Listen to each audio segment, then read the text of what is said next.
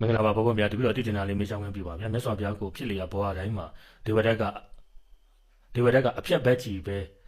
တော်အဖြတ်ဘက်ကကြီးလောက်ခဲ့တာတွေလိလာခဲ့ရပါတယ်ဗျာဒီလိုမျိုး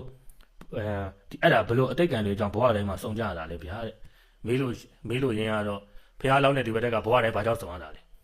ဒေဝဒတ်ကဘာကြောင့်ဘဝတိုင်းဘုရားလောင်းကိုဖြတ်စီနှောက်ယှက်တာအဖြတ်ဘက်ကမကောင်းတဲ့ဘက်ကပဲနေနေရတာလေဟုတ်ပြီဒါမေးခွန်း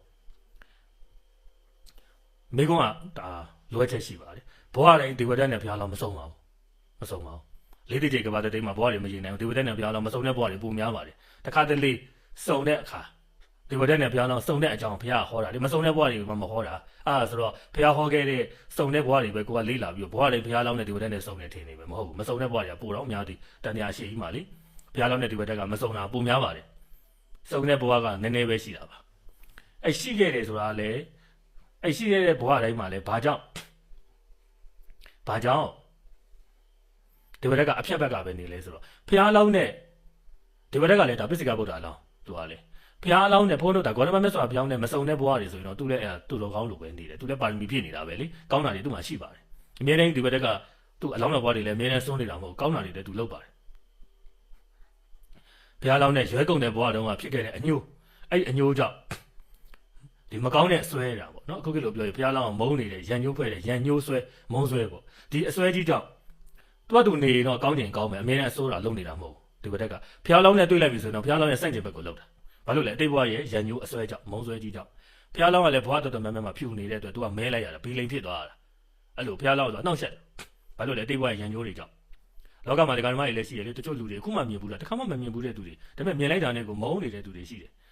သူထိခိုက်အောင်လည်းကိုမလုပ်ကိုထိခိုက်လည်းသူမလုပ်အခုမှဒီဘဝမှာမြင်ဘူးတာတော့မှမြင်ချင်းအမြင်ကက်နေတဲ့သူတွေကိုမုန်းတဲ့သူတွေသူကလည်းကိုမုန်းကိုကလည်းသူ့ကိုမုန်းတာတွေမရှိဘူးလား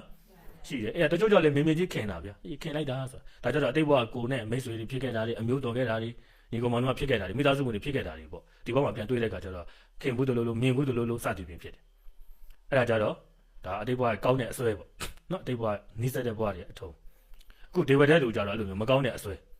ကိုကအတိတ်ဘဝကသူကရွဲကုန်တဲ့ဘဝကဖျားလောင်းပေါ်မုံတီးလုံးတဲ့အစွဲအဲ့စွဲကြောင့်တည်တယ်တည်တော့အပေကြတယ်ဘုရားလွတ်လာပြန်တော့လေအဲ့တော့သူဆိုရင်တော့သူလည်းပစ္စကဗုဒ္ဓလောင်းဆိုတော့ကောင်းတာတွေလောက်တာတွေရှိတယ်ဖျားလောင်းနဲ့တွေ့ရင်တော့စက်နေပဲအမြဲလောက်တာ